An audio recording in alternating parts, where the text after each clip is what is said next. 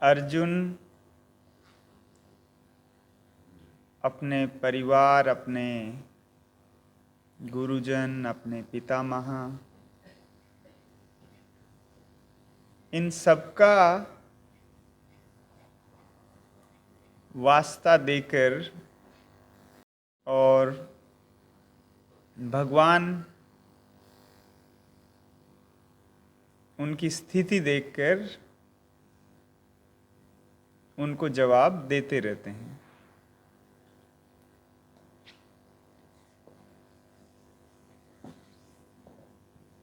तो कर्म योग आज शुरू करते हैं। उसमें जो पहला सूत्र है, हे जनार्दन, हे केशव, यदि आप बुद्धि को सकाम कर्म से श्रेष्ठ समझते हैं तो फिर आप मुझे इस घोर युद्ध में क्यों लगाना चाहते हैं।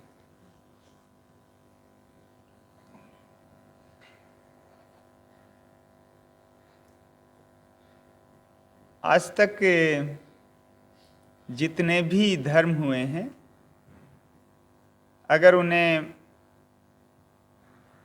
बड़े बड़े हिस्सों में डिवाइड करें तो दो भाग में विभाजित कर सकते हैं।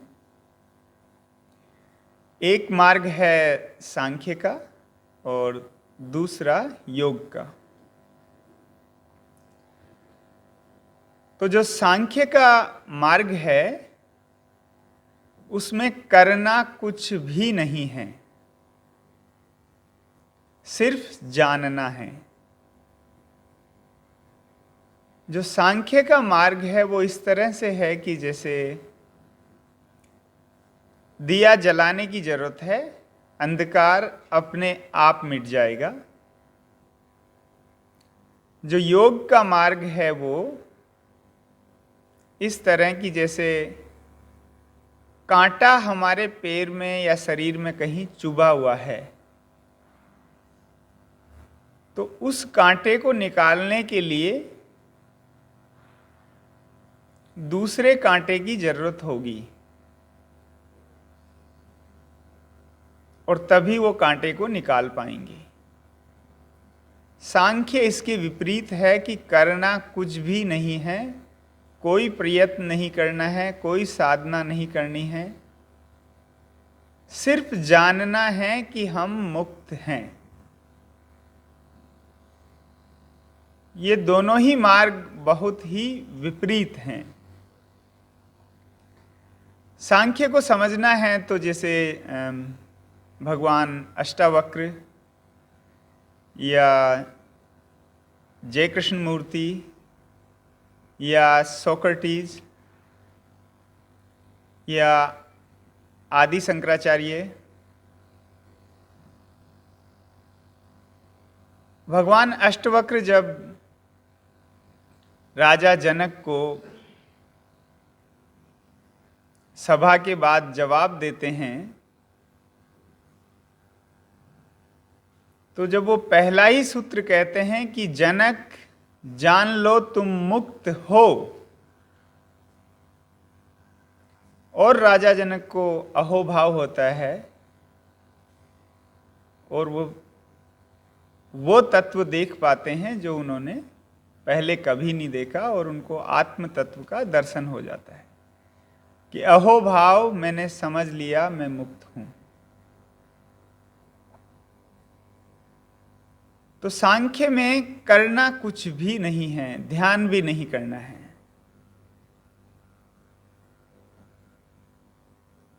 जैसे जय कृष्ण मूर्ति सारी उम्र सिखाते रहे कि करना कुछ नहीं है, करना कुछ नहीं, तो उनके साथ जितने भी लोग इकट्ठा थे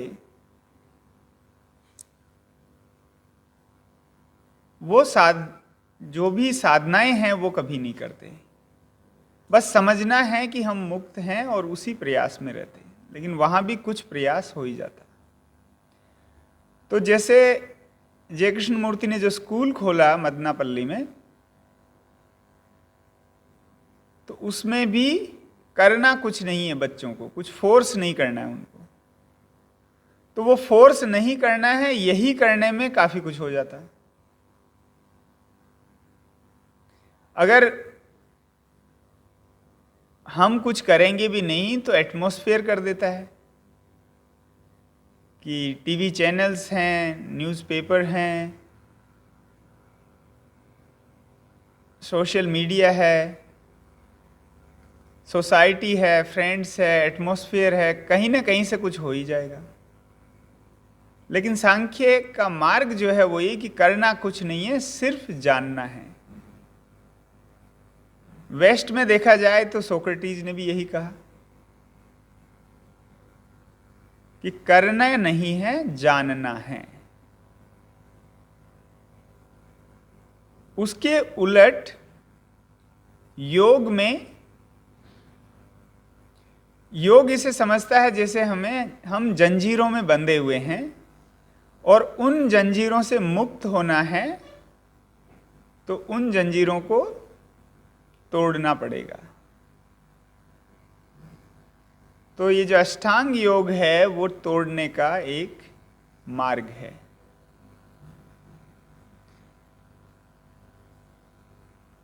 श्रीमद् भगवत गीता एक ऐसा ग्रंथ है जिसमें सांख्य भी है, योग भी है। इसमें भक्ति मार्ग वाले हैं, तो अगर भक्ति मार्ग वाले इसकी व्याख्या करते हैं तो वो भक्ति का जोर डाल देंगे।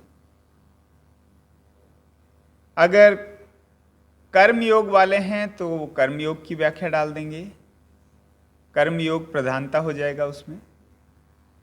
और अगर ज्ञान मार्ग वाले हैं तो वो ज्ञान मार्ग की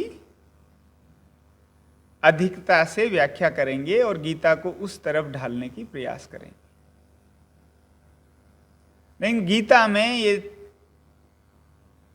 सब समाहित है, और वो इसलिए हो सका क्योंकि अर्जुन को भगवान ने सबसे पहले श्रेष्ठतम बताया। तो जो श्रेष्ठतम जो मार्ग है वो सांख्य है। लेकिन गीता का दूसरा जो अध्याय है सांख्य योग का, वो अर्जुन को काम नहीं आया, उससे अर्जुन को ज्ञान नहीं हुआ। तो अर्जुन के लिए वो मार्ग नहीं था। अर्जुन एक योद्धा है, एक एक्सट्रोवर्ट है, उसका मार्ग योग का है। उसका मार्ग, उसका जीवन जो रहा वो एक प्रतिस्पर्धा का, प्रतियोगिता का, युद्ध का। तो जब जीवन ये रहा हो तो उसे सांख्य की बात कैसे समझ में आ जाएगी कि मान लो, जान लो कि मैं नहीं हूं। अर्जुन में वही मैं आ रहा है कि मेरे पितामह, मेरे गुरु द्रोणाचार्य, मेरे भाई, अगर वो मेरे नहीं हो तो काटना आसान है। तो शायद अर्जुन पूछते भी नहीं।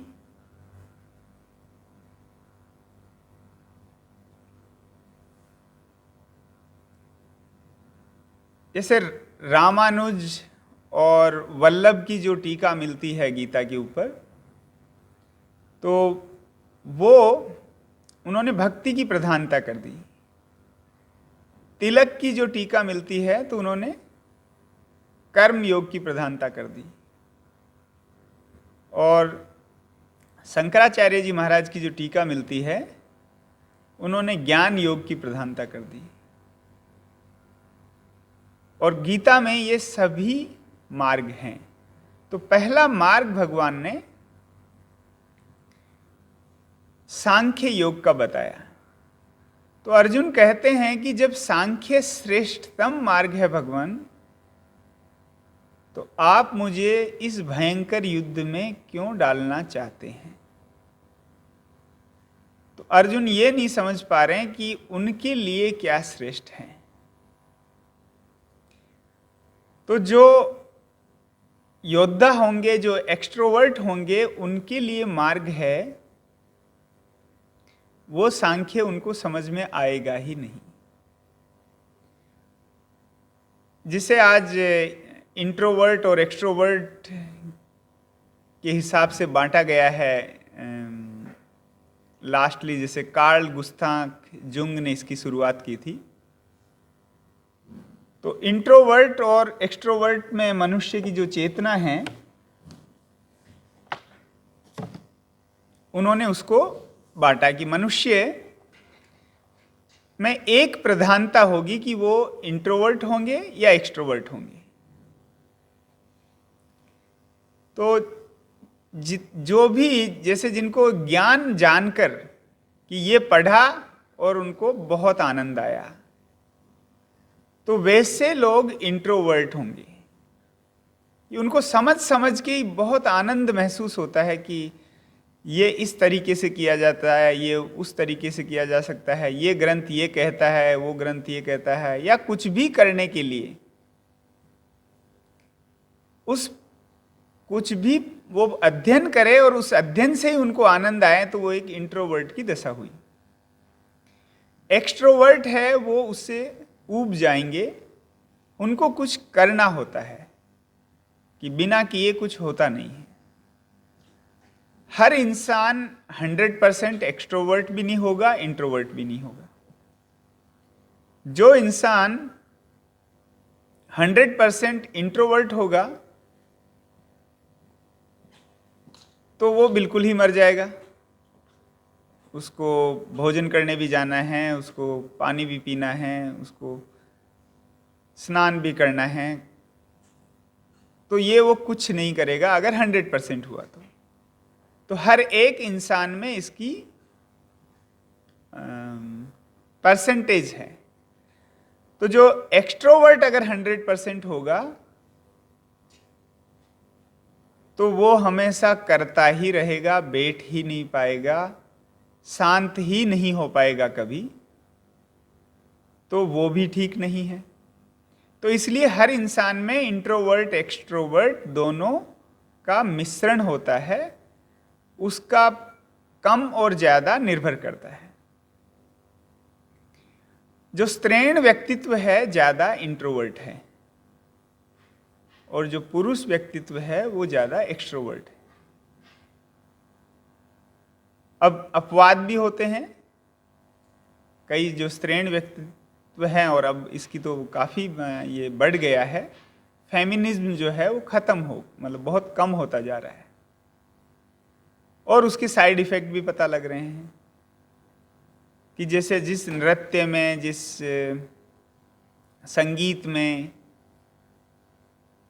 स्त्री शरीर अपनी पराकाष्ठा पे पहुंच सकती थी, अब वो नहीं पहुंच सकते, क्योंकि चेतना बहिर्मुखी है और वो भी एक रेस में जिसे कहें तो वो ज़्यादा दौड़ने लगे हैं। तो अर्जुन का जो व्यक्तित्व है वो तो है एक्सट्रोवर्ट का, लेकिन युद्ध से भागने के लिए वो बातें कर रहे हैं कि इंट्रोवर्ट हो जाऊं, मैं ध्यान साधना में कहीं बैठ जाऊं। जो जैन ट्रेडिशन में जैसे भगवान महावीर, वो राज परिवार में पैदा हुए, भगवान बुद्ध राज परिवार में पैदा हुए। जैनों में जो 24 तीर्थंकर हैं सभी राज परिवार में पैदा हुए। तो वो क्षत्रिय शुरू में थे, लेकिन बाद में उनकी चेतना ऐसी बदली कि वो फिर इंट्रोवर्ट हो, अंतर्मुखी हो गए। तो जब ध्यान में डूबने लगता है तो फिर इंसान इंट्रोवर्ट होना शुरू हो जाता है। प्रत्याहार जो हमने कल डिस्कस किया था कि कछुए की जैसे हम अपने पैर वापस अंदर समेट लेते हैं, अपने सोर्स की तरफ जाना शुरू करते हैं, वैराग्य हम में उत्पन्न होता है।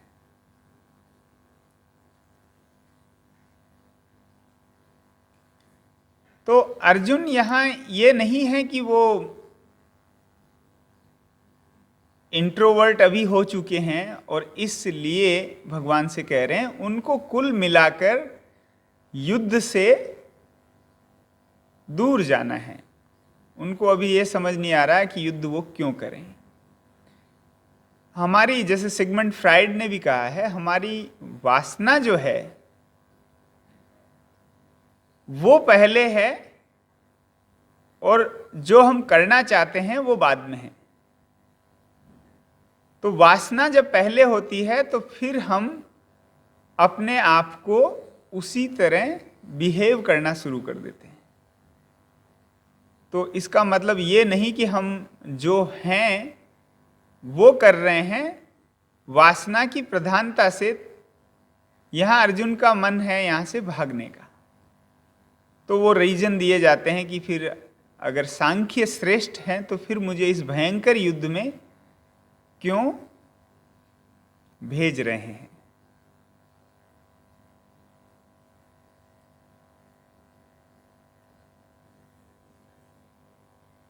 अगर अर्जुन को यह समझ में आ गया होता कि युद्ध उन्हें करना ही नहीं है तो फिर बात ही खत्म, वो प्रश्न पूछते ही नहीं।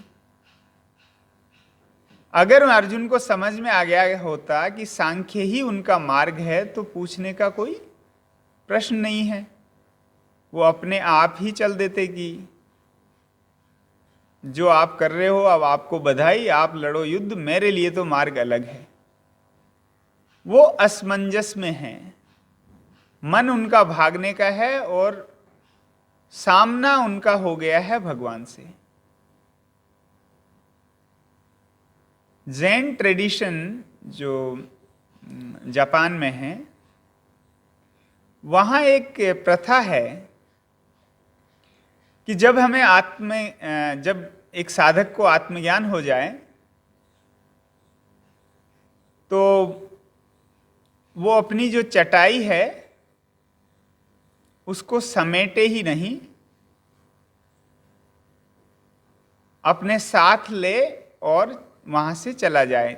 थैंक यू भी बोलने की जरूरत नहीं है अपने गुरु को, क्योंकि जब आत्मज्ञान ही हो गया, जब सांख्य को समझ ही लिया, तो फिर थैंक यू किसको दें।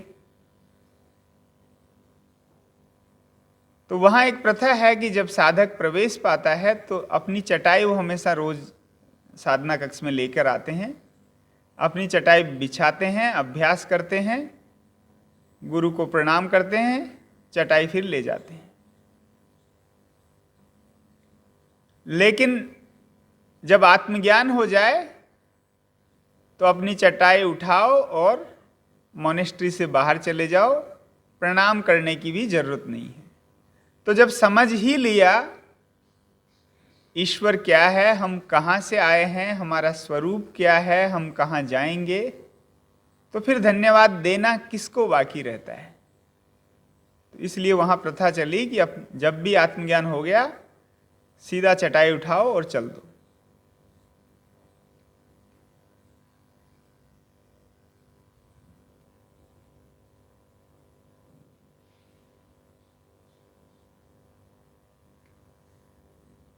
जो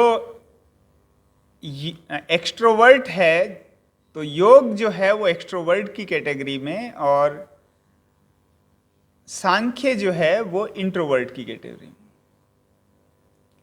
तो आज इंसान चांद तारे तक पहुंच चुका है, वहां हम खोज करते रहते हैं, लेकिन हमारे जीवन में दुख है, इसका निवारण होना चाहिए, इसकी नहीं करते हैं। तो ये एक सूचक है इसकी पराकाष्ठा पहुंचने का कि कितना एक्सट्रोवर्ट ये वर्ल्ड हो गया है। जब एडमंड हिलरी ने माउंट एवरेस्ट क्लाइंब कर लिया और एक बार ऐसा हुआ, उनकी पत्नी ने उनसे पूछा कि ये माउंट एवरेस्ट क्लाइंब करके मिला क्या, वहां किया क्या। तो पत्नी सांख्य की मार्ग की थी और वो योग के मार्ग के थे। वो एक्सट्रोवर्ट थे, पत्नी इंट्रोवर्ट थी। अब तालमेल हो कैसे। हिलरी की जीवन की सारी इसका सब कुछ दांव पर लगा था माउंट एवरेस्ट को चढ़ने के लिए। तो उनकी पत्नी ने कहा कि वहां चढ़ के मिल क्या गया, वहां तो ऑक्सीजन भी नहीं है, उस पे चढ़ के पाया क्या? बहुत कुछ यहीं करने को था, वहीं जिंदगी खपा दी। तो ये एक दूसरे के समझ में नहीं आएगा। जो भी जिस मार्ग से पहुंचता है और जब उस आत्म तत्व को पा लेता है तो बड़ा जोर देकर कहते हैं कि यही मार्ग सही है। जिसने सांख्य के मार्ग से पाया है तो वो कहेंगे कि यही मार्ग उचित है, और इवन दूसरे की वो बुराई तक कर देंगे कि वो नहीं, यही उचित है, उस पर मत जाओ, इसी पर जाओ। और इससे बड़े उपद्रव भी खड़े हुए। अलग अलग रिलीजियन अपनी अपनी बात को ही सही बताने लग गए। रिलीजियन ही नहीं, संप्रदाय या जहां जहां डिवाइड हो सका।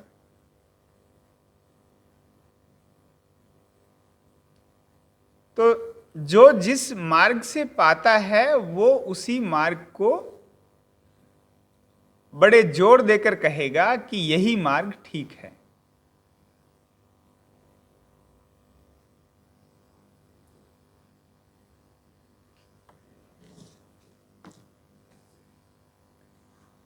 इसके बाद दूसरा सूत्र लेते हैं।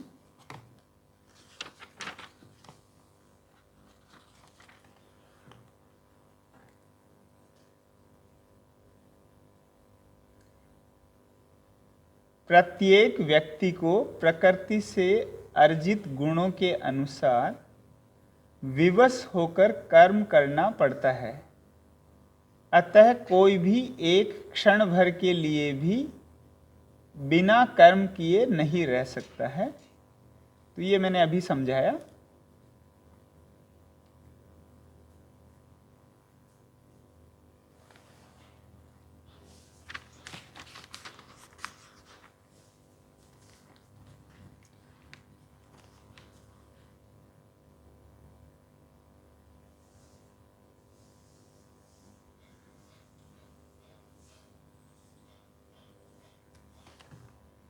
मैं पहला एक बार फिर रिपीट कर देता हूं।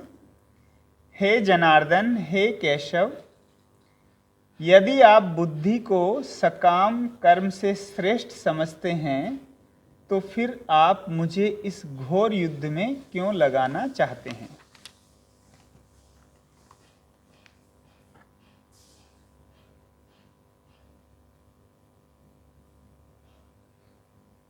आपके व्यामिश्रित मतलब अनेकार्थक उपदेशों से मेरी बुद्धि मोहित हो गई है।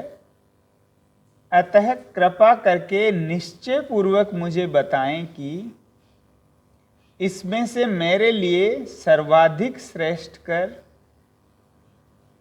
क्या होगा। फिर भगवान कहते हैं, हे निष्पाप अर्जुन, मैं पहले ही बता चुका हूं कि आत्म साक्षात्कार का प्रयत्न करने वाले दो प्रकार के पुरुष होते हैं। कुछ इसे ज्ञान योग द्वारा समझने का प्रबंध करते हैं तो कुछ भक्तिमय सेवा के द्वारा।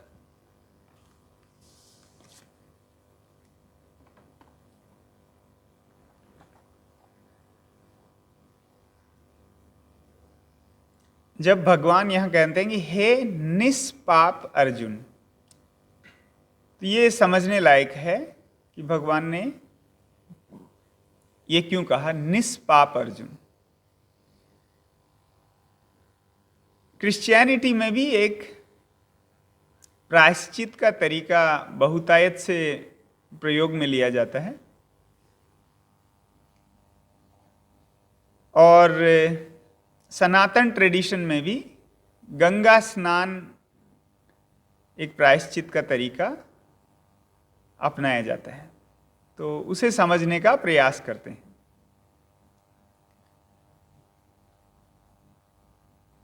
जो जो हम होते हैं वो हम करना चाहते हैं। अगर जैसे हमने कोई अपराध किए हैं,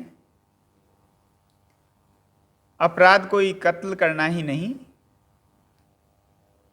बहुत अर्थों में जो कुछ भी अगर जिन्हें कह सकें कि गलत काम किए हैं, तो उनके द्वारा हम एक अपराध बोध से भर जाते हैं कि मैं तो ऐसा ही हूं और मैं ऐसा करूंगा ही, मैं तो डॉन हूं जी, मैं तो, हमारा तो काम ही यही है, या मैं भू माफिया हूं, मेरा तो काम ही यही है। तो जोर से शायद ना कहें, अपने अंदर ये जरूर कहते रहेंगे। तो इससे निजात पाने का एक तरीका कि प्रायश्चित हम कर लें कि तुम्हारे सब पाप अब नष्ट हो गए। तो क्रिश्चियनिटी में जैसे चर्च जाएंगे और फादर उनके लिए प्रे करेंगे और उनके सब पाप अब नष्ट हो गए, वो पाप मुक्त है, और अब उस मुक्त भाव से वो अपने कर्म करें। जैसे हमारे भी जो सनातन में ट्रेडिशन है कि गंगा जी में जाओ, डुबकी लगाओ, डुबकी लगाई और पाप नष्ट हो गए। तो नष्ट होते या नहीं होते हैं इसको अलग से चर्चा करते हैं अभी, लेकिन ये जरूर होता है कि अगर हम अपराध का भाव रख रहे हैं, वो भाव चला जाए कि मैं अपराधी हूं, वो जाने से एक खुलापन आता है कि अब मैं उससे छूट गया और अब मैं अच्छा हूं, तो अब मैं अच्छा करूं। अब इसकी वास्तविकता जो कुछ भी जैसे भी ली गई हो वो अलग बात है, लेकिन जब ये तरीका बनाया गया वो इस तरीके से, और इसके कुछ फर्क पड़ते भी हैं कि ठीक है कि अब मेरे पाप नष्ट हो गए, अब मैं अच्छा काम करना शुरू कर दूं, अब मैं वो नहीं रहा हूं, अब मैं वो पापी नहीं हूं, तो पाप करने की मुझे जरूरत नहीं है, अब मैं उस तरह का बुरा इंसान नहीं हूं, इसलिए मुझे अब बुरा करने की जरूरत नहीं है। लेकिन अक्सर ही उसको भी अब्यूज कर लेते हैं हम कि डुबकी लगाई, पाप नष्ट हुए, और निकलते ही कुछ न कुछ पाप कर ही देना, कि बीड़ी तो पी लेनी और वहीं उसका जो ठूठा है उसको वहीं फेंक देना, या कि गंगा जी में डुबकी लगाई और फिर निकलते ही थोड़ा चिप्स तो खा ही लेते हैं और प्लास्टिक को वहीं फेंक देते हैं, तो फिर ये पर्पस नष्ट हो गया। तो इसके लिए भगवान रामकृष्ण परमहंस कहते भी थे कि हाँ, गंगा जी में डुबकी लगाने से पाप तो उतर जाते हैं, ये बात पक्का है, लेकिन उतर के पेड़ पर बैठ जाते हैं, और जब तक अंदर रहोगे तब तक तुमसे उतर गए, लेकिन बाहर निकलते ही फिर चढ़ जाएंगे। तो इसका कुल अर्थ ये था कि हम वो अपराध बोध ना रखें कि हम गलत हैं और ये गलत ही करते रहेंगे। तो भगवान जब अर्जुन को कह रहे हैं, तो अर्जुन उनके सखा जरूर हैं, लेकिन भगवान भगवान हैं। तो वो उस वेग से, उस वाणी से, उस तेज से, उस प्रकाश से उनको कह रहे हैं, तो उनके अंदर कुछ घट सकता है, लेकिन भगवान का वो प्रयास भी फेल हुआ और उनके फिर आगे प्रश्न चलते रहते। तो आज इतना ही, फिर अगले सेशन में और चर्चा जारी रखेंगे।